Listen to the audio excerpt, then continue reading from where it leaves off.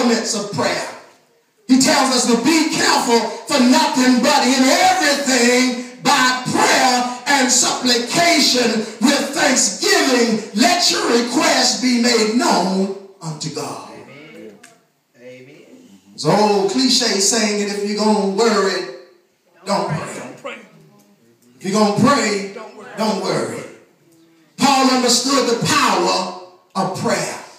The first element that he gives us is that in the midst of us praying, we have to acknowledge who God is.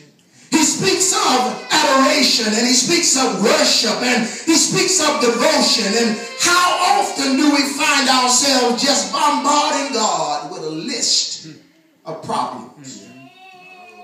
We fall down on our knees or we close our eyes, and the first thing we do is say, Lord, fix this, this, this, and this.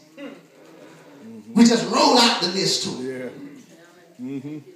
Running up on God, running up on him and bombarding him with our troubles and our situations and our circumstances, and yet not backing up to recognize whose presence we're in.